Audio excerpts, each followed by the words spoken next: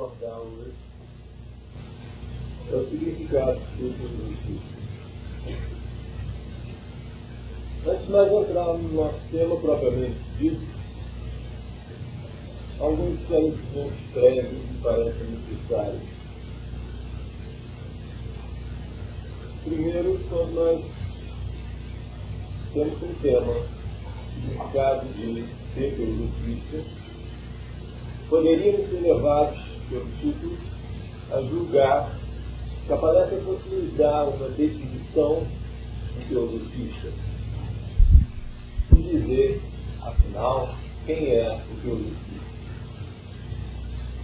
Essa é uma ambiguidade que está intrínseca, me parece, na própria formulação do nosso tema. Infelizmente, a nossa palestra não nos vai dar essa definição. Não nos vai dar essa definição porque a mim me parece que a definição é inesgotável, impossível de ser formulada. Isso porque a teosofia não é algo objetivo e definido que nós pudéssemos equacionar numa definição lógica, racional. Ela está fundada numa experiência que transcende o verbalismo, que transcende o intelecto, que transcende o raciocínio. Tentar definir essa experiência, a experiência de ser teosofista, seria o mesmo que com uma pequenina colher querer sorver o Oceano Pacífico. Essa colher é o intelecto, são as palavras. O Oceano Pacífico é essa experiência, na sua inesgotabilidade, nas suas insondáveis profundezas.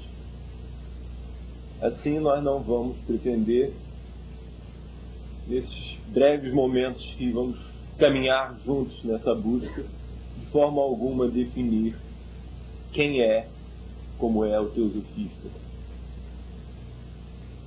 Se essa caminhada juntos não pretende uma definição de quem é ou como é o teosofista, o que é que nós pretenderíamos? Como iríamos abordar o tema, o significado de ser teosofista?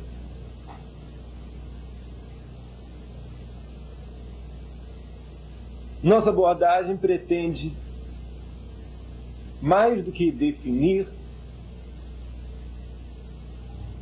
tentar indicar, apontar aquilo que a palestra em si mesma jamais poderia dizer, mas para o que ela nos pretende chamar, clamar, evocar. A nossa busca, então, será, ao longo desses momentos, tentar fazer ressoar em nós, através de algumas indicações, de alguns dedos apontados, a inesgotabilidade dessa experiência de ser teosofista. Nós vamos tomar duas diretrizes básicas para a abordagem do nosso tema. Essas diretrizes são dadas pelo budismo nos conceitos de prajna, intuição, sabedoria, e karuna, compaixão, amor. São dois horizontes que me parecem básicos, vitais, primordiais, ambos, para a experiência da teosofia.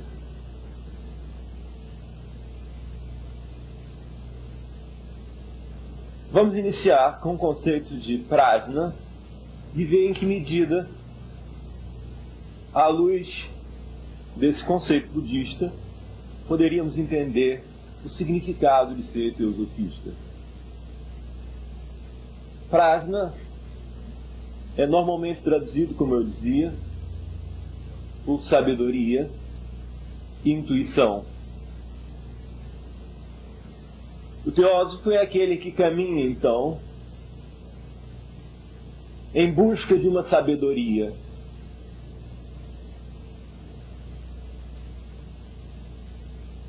E o que é essa sabedoria? Como ela é? Somos quase que intuitivamente levados a crer e associar essa sabedoria a uma multiplicidade de doutrinas, de ideias, pensamentos, conceitos que foram divulgados ao mundo com o nome de teosofia. Seríamos imediatamente levados a crer, então, que uma tal sabedoria buscada pelo teósofo referiria ao conhecimento da doutrina do karma, da reencarnação, das raças, etc.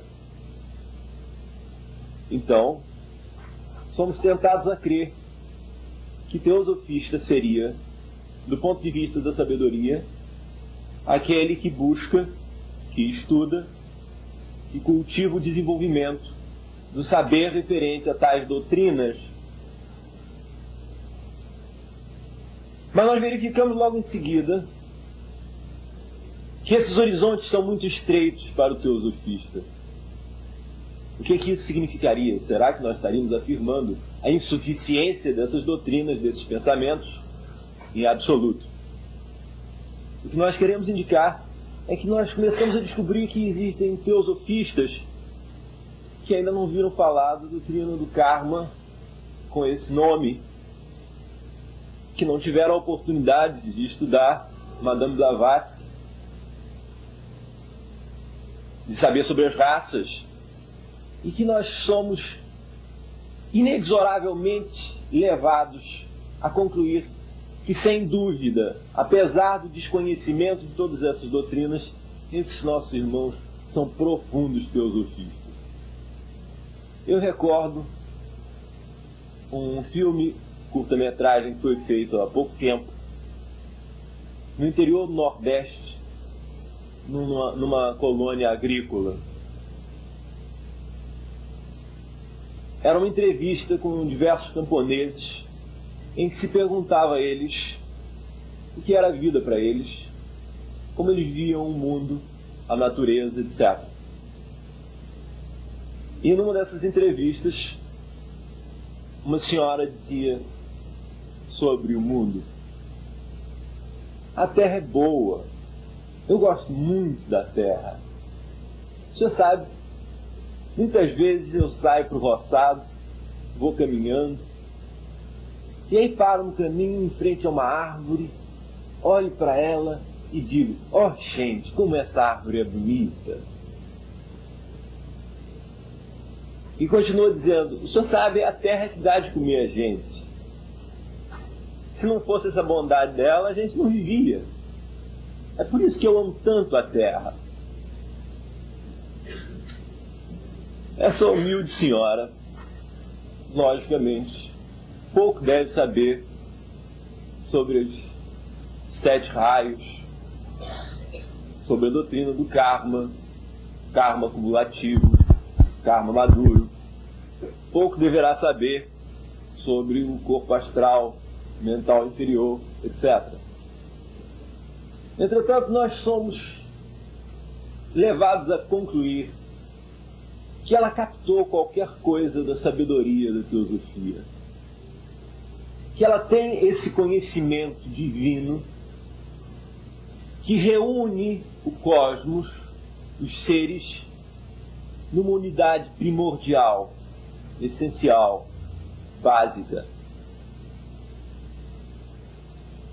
Pois bem, então nós começamos a verificar por que afirmávamos que o mero conhecimento dessas doutrinas ainda não são suficientes para nós concluirmos o significado de ser teosofista.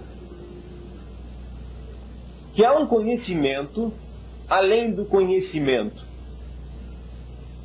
que há uma sabedoria além do intelecto, que essa sim seria o prajna, a intuição, a sabedoria em busca da qual caminha o teosofista. E eu procurei dizer, em busca da qual caminha o teosofista. Eu não disse a sabedoria que o teosofista tem.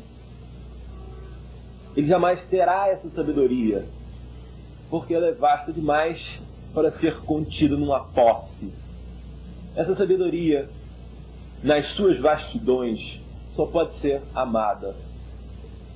O teosofista é então aquele que se abre, que se dispõe a esse saber, sem desejar contê-lo num ato de posse. Quando nós dizemos isso, nós estamos implicitamente dizendo: o teosofista é aquele que, antes de ter um saber, ele tem um não saber. Esse não saber é que um teosofista nos indicou sabiamente há muitos e muitos séculos, quando ele disse: tudo que eu sei é que eu nada sei. Esse teosofista chamou-se Sócrates. E assim como milhares de outros homens que ao longo da história das raças que viveram nesse planeta, viveram o espanto da descoberta dessa ignorância ontológica, que é o mais profundo saber teosófico. O teosofista é esse que acalenta, então, esse espírito inquieto, que ama o saber ao qual ele jamais chegará, e por isso ele poderá caminhar sempre num ânimo eternamente revigorado. Um grande perigo para o teosofista é ele ser tentado a saber o que a teosofia é.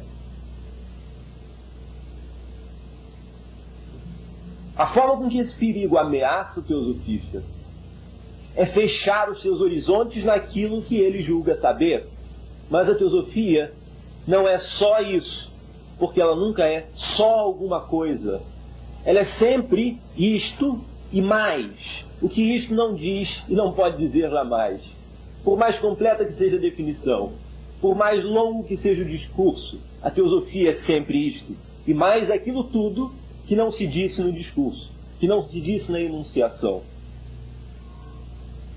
Nosso irmão Murilo certa vez definiu a verdade como a soma de todas as mentiras. Isso nos dá uma indicação importante para nós pensarmos essa sabedoria em busca da qual caminha o teosofista. Todo conhecimento, toda compreensão, no momento em que julga em si captar a totalidade da verdade, imediatamente se transforma numa mentira. Porque a verdade é também isto, mas a verdade não é só isto. A partir do momento que uma compreensão, que um entendimento, percebe que captou qualquer coisa da verdade, ele se torna verdadeiro. Porque a verdade também é isso que através desse ângulo se mostra. O perigo, então, é quando nós tomamos o ângulo pela totalidade. Essa sabedoria, então, esse prajna, em busca da qual o teósofo caminha, viaja, é bem definido por Dom Juan, num dos seus diálogos com Carlos Castanheda, quando ele diz que os caminhos eram inesgotáveis.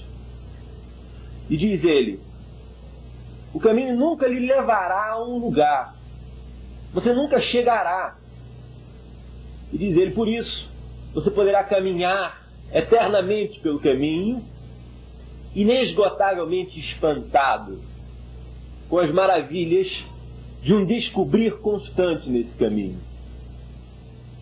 Esse espanto os gregos chamaram pathos. E Aristóteles dizia: esse espanto é o fundamento da filosofia. É nesse espanto que brota, que nasce a filosofia. Mas a filosofia da qual Aristóteles falava não era um saber acadêmico. Era uma filosofia da qual não se faz provas não se obtém diplomas, porque ela é um amor à sabedoria. Philos, Sofia. Philos, amor, vem de filia. Sofia, a sabedoria. O filósofo, então, nunca era alguém que tinha sabedoria. O filósofo era alguém que amava a sabedoria. A sabedoria que ele jamais possuiria. Por isso, ele era aquele que eternamente se espantava com as descobertas constantes do conhecimento, com a inesgotabilidade desse saber. Por isso, nós podemos ver a sabedoria da filosofia atingindo seu pináculo nessa frase de Sócrates: tudo que eu sei é que eu nada sei. Para nós chegarmos a afirmar com Sócrates o nosso único saber, nada saber, nós precisamos intuir as vastidões inesgotáveis do saber. Enquanto nós não temos essa intuição, nós julgamos que nós conhecemos coisas, que nós sabemos coisas, nós temos certezas, nós temos seguranças nos nossos conhecimentos, nós somos definitivos nas nossas afirmações. É exatamente isso que Lao Tse diz no Tao Te Ching. O homem comum é seguro em suas afirmações. Só eu sou turvo, sou maleável como o oceano.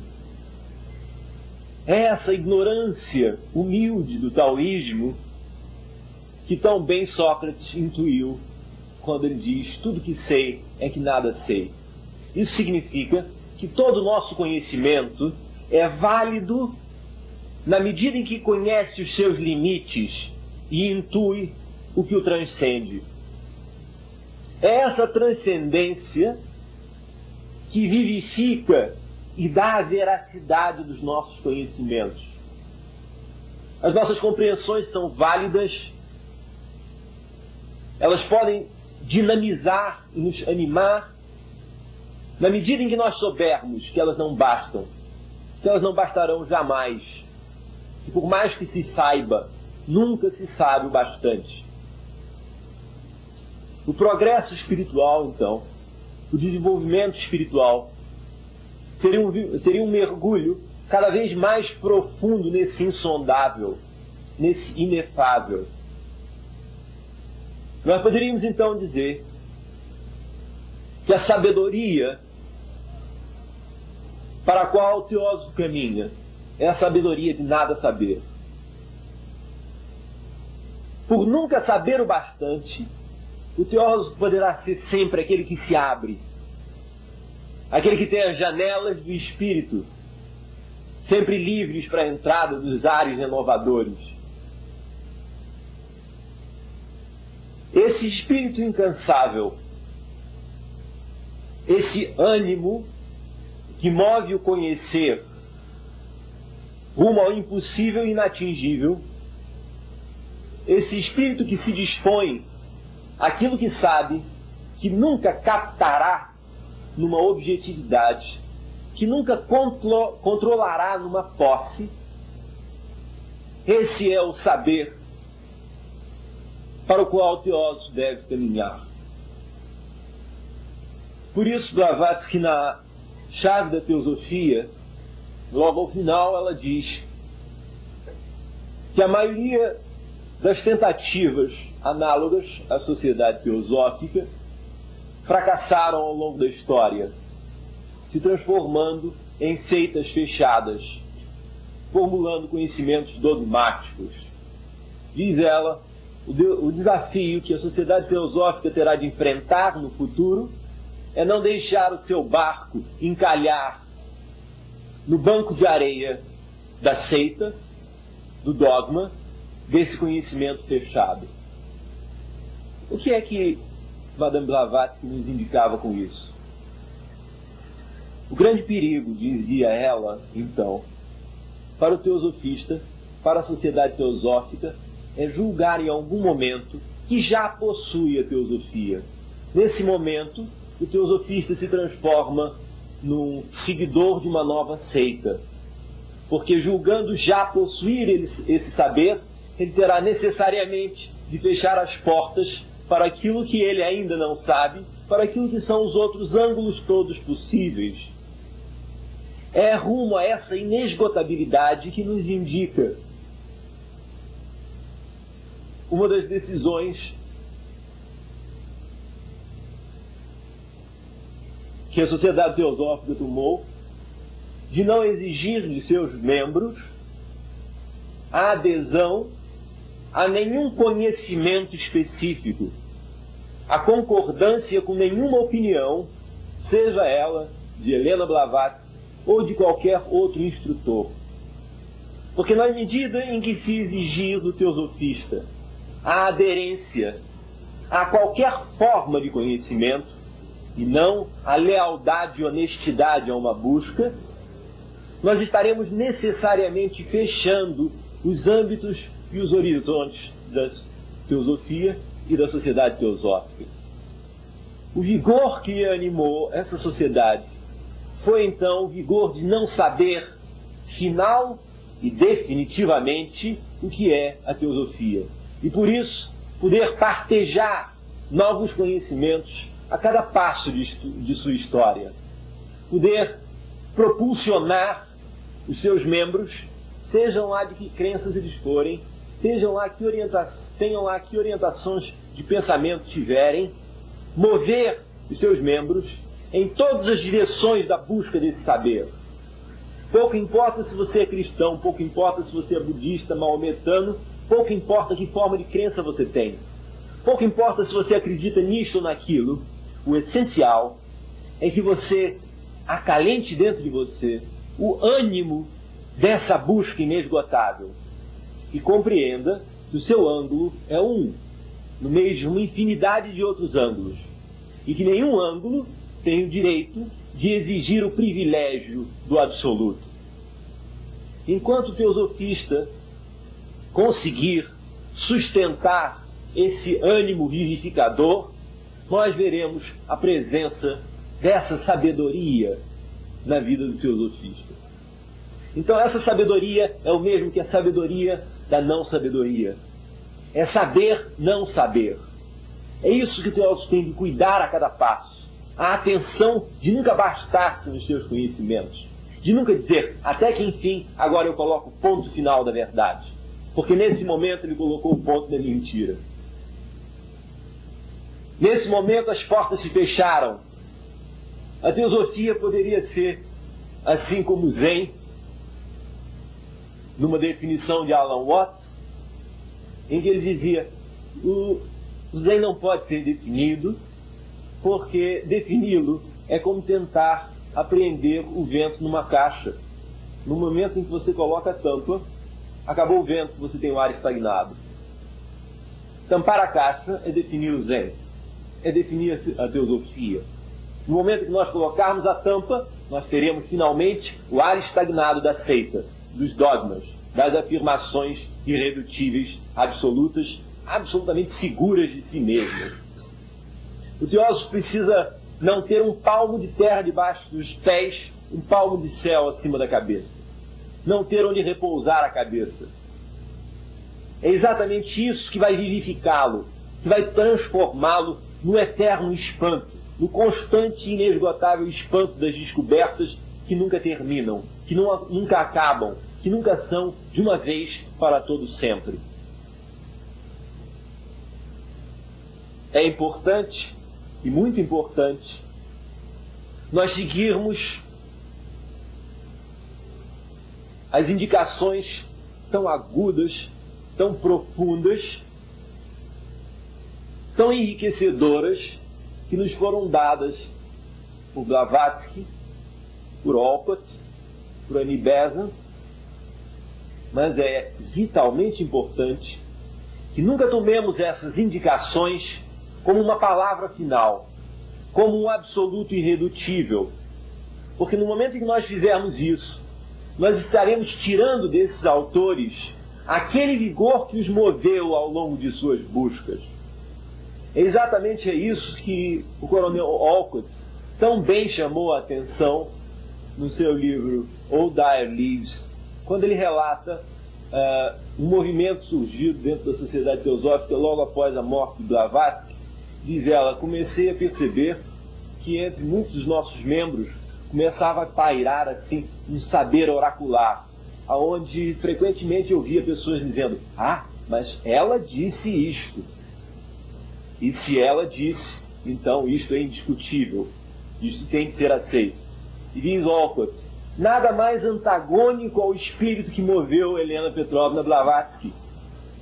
Por isso, diz ele, me sinto no dever, como presidente da Sociedade Teosófica, de protestar contra esse endeusamento de Blavatsky. Com isso, Olcott nos indicava contra o endeusamento de Blavatsky, dele próprio, ou de todo e qualquer homem, ou de todo e qualquer conhecimento. Porque no momento que nós começarmos essa idealização do cultivo de um saber finalmente absoluto, nós estaremos arrancando da filosofia o seu ânimo, aquilo que a faz florescer. Blavatsky foi uma dessas extraordinárias pessoas que conseguiu viver esse encanto do pathos filosófico ao longo da totalidade de sua vida. Foi daquelas raras criaturas que soube nunca saber finalmente, e por isso foi a descobridora eterna. Por isso propiciou ao longo de todas as suas vidas o dinamismo daquela fonte inesgotável de conhecimentos. Quando nós olhamos Isis sem véu, nós somos tentados a crer. Finalmente, depois de todos aqueles volumes, nós temos aqui o corpo da doutrina teosófica. A riqueza mais profunda de Blavatsky foi saber que ela jamais teria isso. Porque se ela tivesse se contentado com isso sem véu, nós não teríamos a doutrina secreta, nós não teríamos a chave da teosofia. Foi exatamente esse não bastar nunca que a moveu eternamente adiante, que fez com que a gente tenha hoje, além da doutrina secreta do Isis sem véu, mais quase 20 volumes dos seus trabalhos completos, de tudo aquilo que ela escreveu ao longo de sua vida. Esse manancial inesgotável que foi a vida de Blavatsky só foi possível por esse espírito incansável de busca, por esse pathos que a animou, que a moveu ao longo de toda a sua vida. Foi isso que fez dela a mola propulsora dessa sociedade.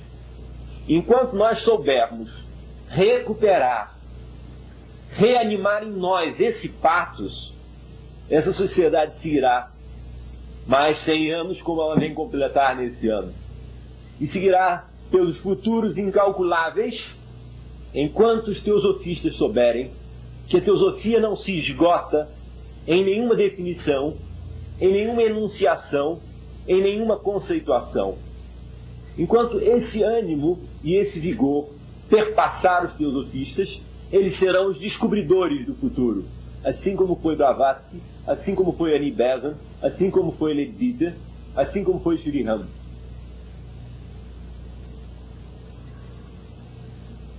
Nós vemos então com isso que essa sabedoria é análoga àquilo que Fernando Pessoa, Roberto Caeiro, dizia quando ele viu uma criança suja vindo brincar à porta da sua casa. E ele diz que ela não era igual a nenhuma outra, e que se ela estivesse limpa, não seria a mesma criança. E diz ele que a grande riqueza de sua descoberta não era conhecer as coisas, era vê-las pela primeira vez. Então diz ele, ver pela primeira vez é melhor do que conhecer, porque conhecer é como nunca ter visto pela primeira vez. E nunca ter visto pela primeira vez é só ter ouvido contar. Essa sabedoria a qual referimos, então, é essa visão pela primeira vez de todas as coisas, de todos os seres e de nós mesmos. É esse não saber constante que, por não saber, pode descobrir.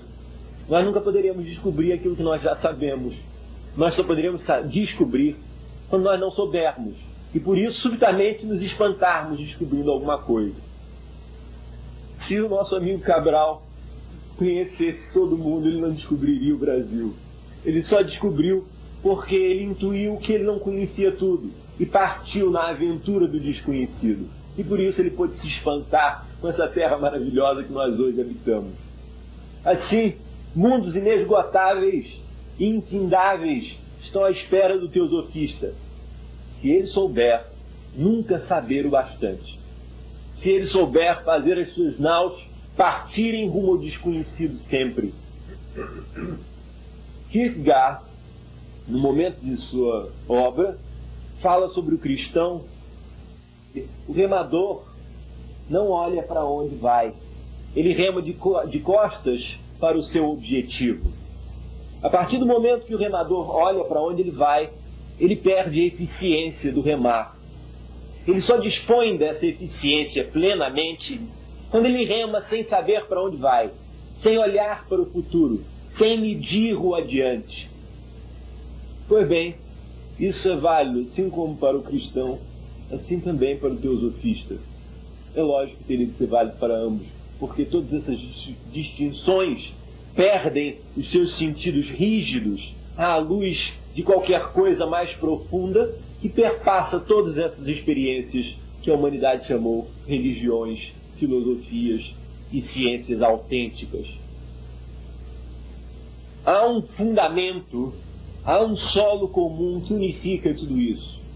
É esse solo comum que Albert Einstein tão bem intuiu quando ele diz que a ciência não leva ao ateísmo.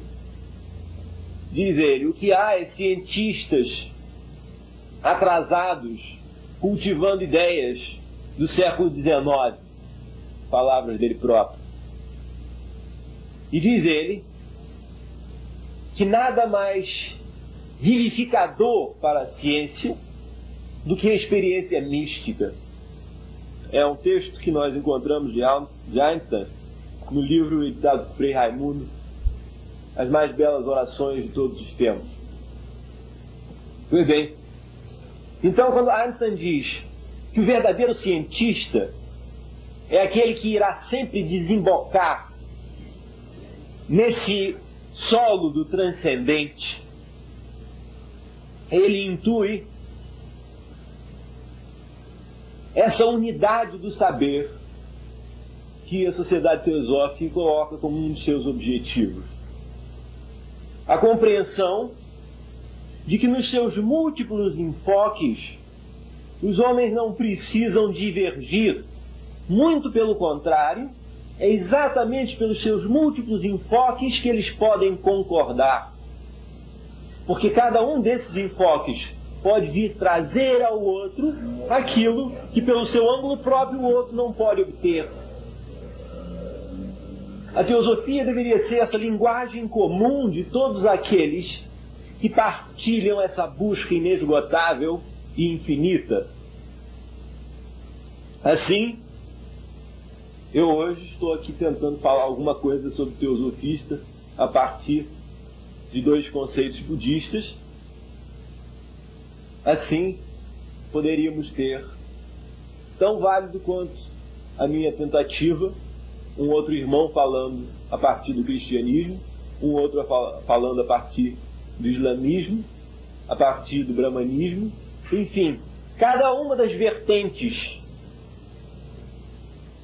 do conhecimento humano ilumina qualquer coisa que é em si mesmo inesgotável. O budismo, então, nos propicia um ângulo para essa descoberta do sentido de ser teosofista. Mas é importante que a gente pressinta que esse ângulo não basta e que nenhum ângulo bastará. Por isso nós estaremos sempre a caminho. Por isso nós estaremos sempre lançados nessa busca. É a consciência que me fez muito feliz ao início dessa palestra, de saber que eu não poderia jamais esgotar o tema, e que eu poderia, no máximo, dizer alguma coisa sobre ele. Por isso, eu me senti mais animado a falar sobre esse tema, porque eu não tinha as ilusões de poder sintetizar para vocês a palavra final sobre qual é o significado, o sentido de ser filosofista. Assim nós vamos caminhar um caminho que terá um fim daqui a alguns minutos, e que, entretanto, o fim será apenas um fim formal, que a nossa irmã Elza vai dizer, bom, e assim chegamos ao final dessa reunião da loja de Siddhartha, e todos nós saberemos que esse final é formal, na esperança de que todos nós possamos levar em frente essa palestra pelo resto de nossas vidas. Essa busca que eu sei que não vou concluir hoje aqui, e que sei também, infelizmente, que não concluirei jamais. E por isso, espero as encarnações todas do futuro num ânimo inesgotável por aquilo que irei descobrir, como estou descobrindo agora. Mas há um outro ângulo que o tempo está passando, e eu ainda gostaria de falar desse outro também, que é Karuna, a compaixão, o amor. São os dois lados de uma moeda. É o casamento do sol com a lua. Assim, a sabedoria com a compaixão. A sabedoria sem a compaixão é conhecimento frio, incapaz de fazer a história. A compaixão sem a sabedoria é o amor cego, incapaz de discernir a direção sábia, autêntica, verdadeira. É importante, então, que a gente não perca esses dois ângulos, esses dois lados da moeda. E eu gostaria, sobre Karuna, compaixão, e a importância dessa compaixão para o filosofista, com quanto ela participa do significado de ser filosofista. Para isso eu gostaria de tomar como ponto de partida um texto de São Paulo, em que ele diz o que é o amor. Diz ele: ainda que eu fale todas as línguas dos homens e dos anjos, se eu não tiver o amor, serei apenas um bronze que ressoa, um símbolo que retine. Ainda que possua o dom das profecias e conheça todos os mistérios, que saiba todas as ciências, ainda que eu alcance um tal grau de fé que me torne capaz de remover montanhas, se eu não tiver o amor, não serei nada. Ainda que eu reparta todos os meus bens entre os pobres e deixe então o fogo consumir meu corpo, nenhum proveito tiro se eu não tiver o amor. O amor é paciente, o amor é bondoso, não é nada invejoso, arrogante, orgulhoso. Jamais é descortês e nunca interesseiro. Não se irrita, nem guarda rancor no coração. Detesta a injustiça, gosta da verdade. Tudo desculpa, tudo crê, tudo espera, tudo suporta. De nada servirão ao teosofista conhecimentos, descobertas, intuições, se ele não tiver o amor, que será o veículo da concretização da teosofia na história, na realização dos atos que nos irão unir ao próximo. Sem a ação na história, a teosofia se transforma num perigoso diletantismo mental. Se transforma num xadrez de ideias e pensamentos que nada significarão, como dizia São Paulo, se não forem transformadas em atos de amor. É exatamente isso que Sartre, apesar de todo o seu ateísmo, os medievais diziam: não há pecador que seja tão pecador que não tenha alguma coisa de santo. Assim também o nosso amigo Sartre, apesar de todo o seu ateísmo, intuiu alguns pontos muito importantes para nós teosofistas. É importante que a gente não feche as portas de nenhum saber apenas pelo rótulo externo como ateísmo. E assim o teósofo poderá encontrar em Sartre, em Marx, e milhares de outros autores também, elementos importantes, vivificadores para a teosofia. E assim dizia Sartre, num dos seus trabalhos, O existencialismo é um humanismo. Dizia ele: não há coragem fora de um ato corajoso. Não há bondade antes de um ato bom. Não há essência antes da existência, dizia Sartre. Pois bem, ainda que não possamos, particularmente, deixo aberta a porta para os outros, mas nós particularmente não possamos concordar com toda a tese de Sartre, ainda assim, julgamos extremamente importante algumas intuições dele, exatamente nesse ponto, de que de nada adianta pensamentos, conhecimentos, intuições e descobertas de grandes e profundas significações, se tudo isso não reverter em ação histórica. Reflexões sobre a comida nunca matou a fome de ninguém. Reflexões sobre a bondade nada significarão se não reverterem no ato concreto de transformação do mundo e do próximo pela bondade feita, realizada, objetiva e concretamente.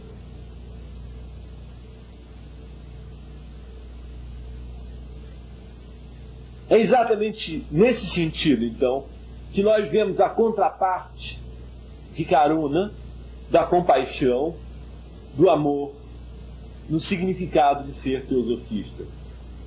Não nos basta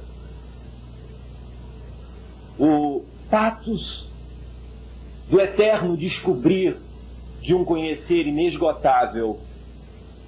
É essencial que desse inesgotável conhecer brote, nasça uma inesgotável atuação. Atuação na história, na transformação do mundo.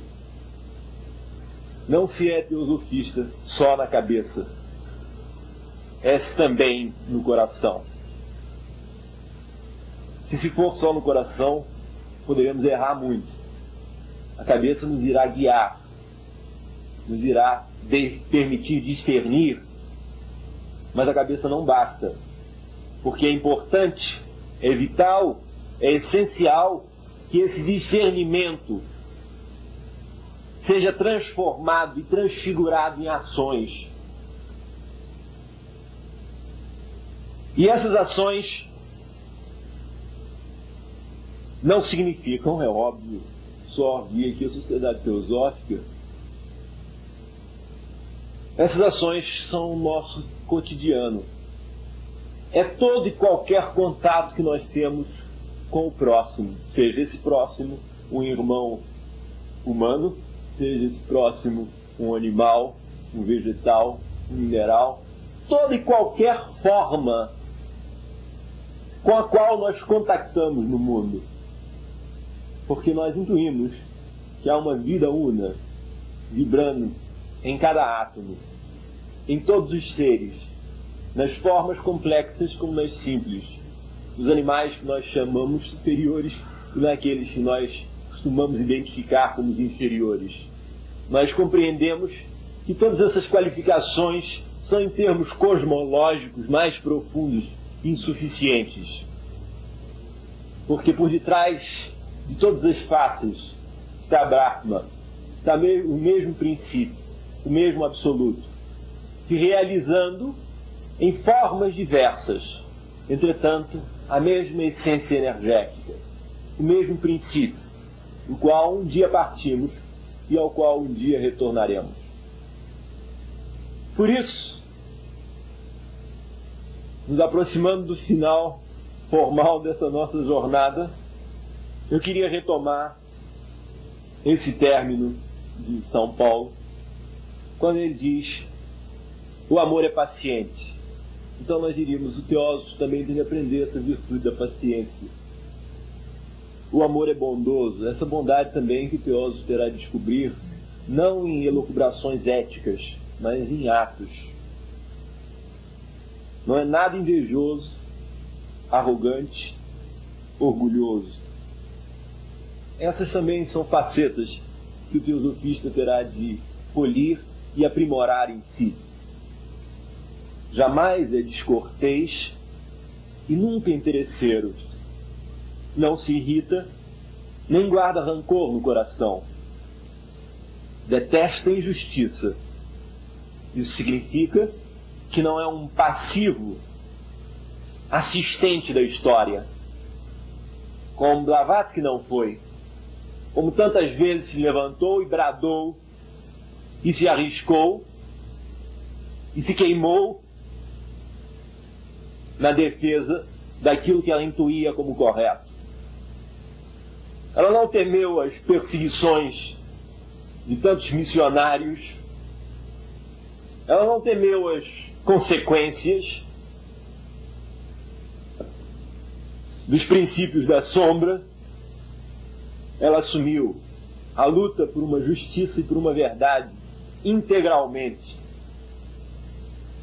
E a forma como nós nos tornaremos dignos do legado que ela nos deixou não será cultuando a sua personalidade, será transformando a nossa, assim como ela transformou a dela.